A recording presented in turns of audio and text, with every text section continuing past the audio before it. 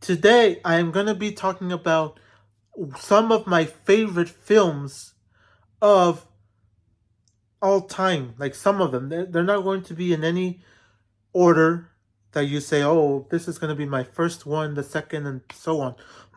This is just going to be some of these films that I consider to be the greatest for me, the best for me, like in my own opinion. You guys can have your own different lists and say that you like this movie or that movie, but let's go on with it because I don't want to take too much of your time. So, the first one that I have here is Horrible Bosses, and I got this many, many years ago.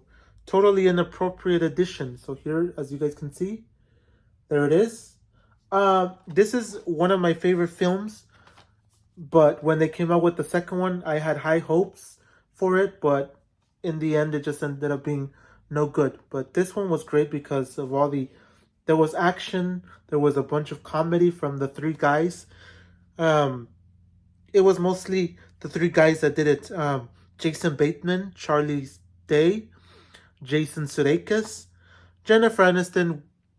I won't say that she was like comedic. Colin Farrell wasn't comedic either. Kevin Spacey, he tried to be comedic, and I have to say it was okay. His comedy was okay.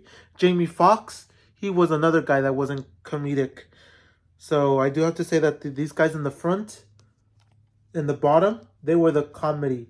The ones at the top were just like, they were just bad guys or considered villains. So I do have to say this film is my favorite. If you guys haven't watched it, there you go. Now, this is a film that I do have to say I was surprised how good it was for what it is. So we're gonna say Ben Stiller's The Secret Life of Walter Mitty. This is my favorite film.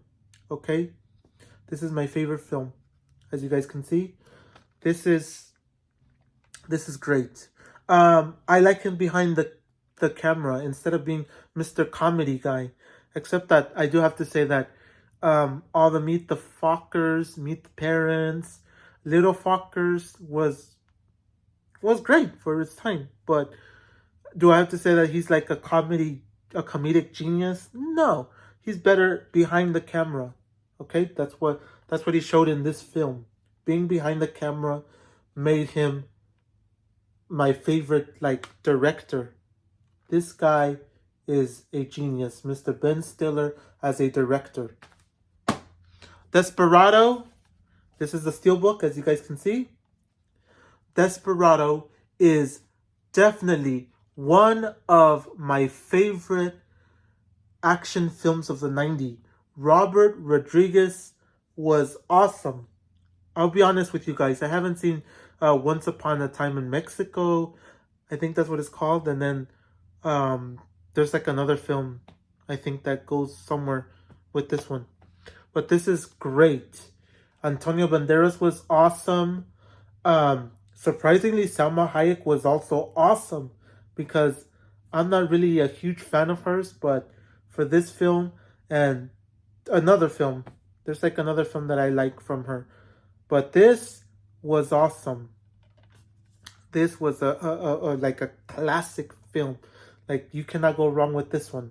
The music was great. Everything was great. Action was a little silly, but it's Robert Rodriguez. What do you expect from him? Robert Rodriguez is a silly guy that makes some weird like action films and just weird things, but it was great.